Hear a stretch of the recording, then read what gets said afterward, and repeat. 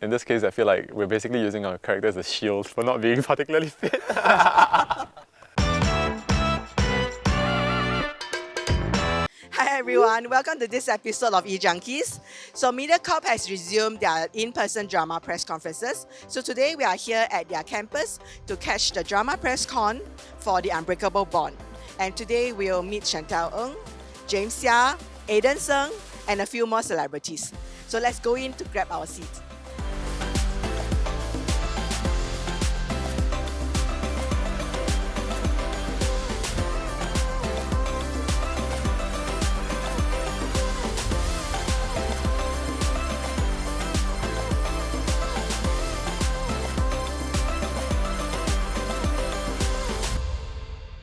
Hi James, hi Ayden. Thank you for joining us on this interview. So could you introduce yourself to our AsiaOne readers and then tell us a bit more about your character in this new drama? Hi everyone, this is Ayden. So in the drama, The Unbreakable Bond, I actually play the role of Gu Yuancong, who is the younger brother to James' character. Hello everybody, I'm James Seah, and in this show I'm acting as Gu Yunze, which is the older brother in the show. So we saw the trailer and then Yes. the first scene really jumped out at us. It's like the two of you topless, lying down side by side, looking like you're going for an operation. So let's talk about filming that scene. Was it cold? Did you have to suck in your stomach or train up a bit? It was cold and incredibly awkward. It was cold, yeah, because we were lying on a metal table of sorts. We were actually lying on an operating table. That scene was shot as realistically as possible because it's meant to be us being pushed out of the operating table, kind of like a time-lapse thing, after our younger selves were put on that very same operating table where I donated one of my organs to him. My character, from young he recovered from leukemia and he had liver or kidney failure, and all these organs were being donated by little brother. So I'm being kept alive from his parts. So that scene is sort of like an introduction or cut scene or that kind to bring out the relationship between the brothers. So Ayden, you mentioned that it was awkward. Could you go on a bit more about how it was awkward? And then James, could you share how it was for you? So the context for this is that I'm actually I don't like to show skin in general, evidently. It's been like that since young, so I don't like to do topless scenes, and I pretty much avoid it as much as I can. So it's just awkward for me to be topless with him But I guess I wasn't that awkward. I'm okay, go on the table, toy, and okay, no, I just think I just lie there. So in our defense, that scene is actually shot in a way that is not very, very flattering. I would like to think that our bodies are a bit nicer than that, but it is what it is. I'm fine because my character, he's not fit at all. I don't have to go on any diet, I don't exercise for this project, so that's cool. But of course, in this case, I feel like we're basically using our character as a shield for not being particularly fit. Yeah. So just now we were interviewing Chantal over the phone. She talked about that scene she did with you at the warehouse where she was feeling vulnerable. And she also told us that you were just as traumatized as her and then you tried to cover her, protect her and all that. Could you talk about filming that scene? For that scene, she needed to be... There were basically these thugs that had to rip her clothes off, right? And I'm good friends with Chantal in real life. So when I was filming that scene, right, I think part emotion was Yuancong, but also part emotion was Ayden, because you just feel uncomfortable if one of your good friends had their clothes ripped off in front of you. And I think it's very instinctive, it's a natural instinct to want to cover them up as much as possible and be protective, because it's just a very vile feeling, to see someone being forced against their will, right? I think that's why that scene is particularly powerful, and I would say even 1 month leading up to that scene, right, we're all quite worried because you don't know what to expect, and even talking about it is uncomfortable, right? Of course, it's part of the storyline. We have to give props to the production team because they were as protective of the actors as much as possible while still filming that scene. We really tried our best to make sure that Chantal would feel as comfortable as possible, but even then, it's just a very uncomfortable thing to do. I think as actors also, we are constantly being put in a very vulnerable position. You got to be in front of the camera and so many people and bring our emotions. And in Chantal's case, you got to bare skin, and in such acts, As fellow actors, I would say that we would always want to protect each other. So if you're feeling uncomfortable, you cannot give your best for a scene as well. So we would always try to look out for each other and make sure that you are comfortable doing a scene before proceeding with it. Okay, so my next question is a bit of a tricky question. The Chinese title for this drama is 寄生, which is kind of like a parasite. Yeah, correct. So in real life, don't mention each other. Who do you want to latch onto as a parasite? I don't know, I think a very clear answer is someone like Elon Musk. You don't even need to be a parasite, just be a fly on the wall when he's having conversations with other people. You gotta know, like, I don't know which new company he's gonna buy.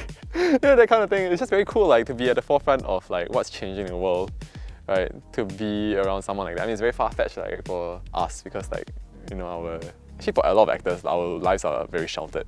Right? We don't necessarily need to know too much about what's happening around the world because especially when we're on production, right? It's just like a vacuum. We're very focused on the project. Yeah, we're just focused on like doing what we need to do right in front of us, which is to like, what's today's script? What's tomorrow's script? What's tomorrow's rundown? What time do I have to come to work? Yeah, what am I wearing? You know, things like that. Yeah, I think it's very different for someone who is, you know, who is able to change the world as we speak. Yeah, I think pretty cool to latch onto him, you know, tap on his ideas, listen to what he's saying. Yeah, that'd be pretty fun. Wow, I didn't think as complicated as you are changing the world. For me, it's just I love food, so I'll just latch onto Gordon Ramsay, so I can just eat, eat good food every day. Yeah. Food is life, yes. He wants to be a food fly. There's one similarity between the two of you is that James just got married and then you moved out and got your own place. So let's talk about the adulting process, getting your own place. Was it as good as you thought it would be? Or was it, oh man, I didn't know this part is going to be so difficult. And what's that? Shifting house is a nightmare. It's a nightmare. Right? I'm sure you know, you renovated your own place now. Yeah. Oh, it's a nightmare. I think I signed up for what I knew I was signing up for, and because I'm a homebody, so I stay home most of the time anyway. I feel like my apartment is like particularly empowering. It allows me to lead the kind of lifestyle that I always wanted to. You really step into a different stage of your life. You can confidently say that you are responsible for every part of your life because you are managing your career, your relationships, and most importantly, you're managing all of the space around you. Another similarity that we share is we both got pets during this period that we were filming Yes. Yeah, so I got a puppy, I got a chihuahua, and then I got two Bengals. Two Bengals. Yeah, we went through this at the same time. Yeah. Phase of parenthood. Yeah, phase of parenthood. Phase of parenthood. So it's not just about the space, not just about marriage. I mean, like, it's also about the kids. Yeah, like, it's like when we catch up nowadays, right? We hang out, right? I think 1/3 of the conversation will be about the kids. Yeah, hey, how's your cats? Yeah, how's your cats? How's your dad? How's your dog? Like, or like, where do you buy treats? Where do you buy stuff for them to use? Yeah. So it's like recommending, like, hey, I got this thing here. I think it will help you with that kind of thing. Like, let's dad talk. Just dad talk. Does financially having your own place like change you? Like now you know that okay, electricity bills are really high right now. Do you like, okay, I need to save up more. I need to switch off the aircon. You know, like I can't switch it on for 10 hours now. Or like. I guess for me, I recently renewed my energy plan.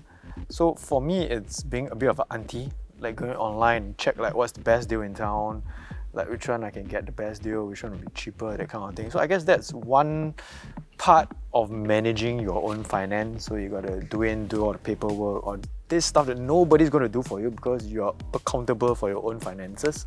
So these are things that you have to do yourself. I think my philosophy is that you need to be very clear about what, as cliche as it sounds, what gives you satisfaction and joy in life. Some things I will not scrimp on, like electricity bills. Like if I want to switch on the aircon, I'll switch on the aircon because like I work hard such that I can switch on the aircon. But at the same time, like I pretty much don't go out at all. So what other people would spend on food or alcohol outside or extracurricular stuff, like I just pretty much don't have this kind of expenditure. I'm just very, very clear and focused. Like what's important for me is to lead a quality of life that I find suitable at home, right? So I will do what it takes to make sure that when I'm at home I feel comfortable because that's where I spend most of my time outside of work.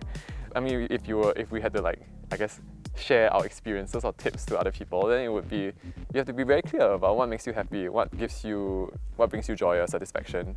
You know, for some people it can be going out. For some people it can be meeting their friends at fancy restaurants, because that is very exciting for them. They want to go out and try different food. That's what they look forward to at the end of each week.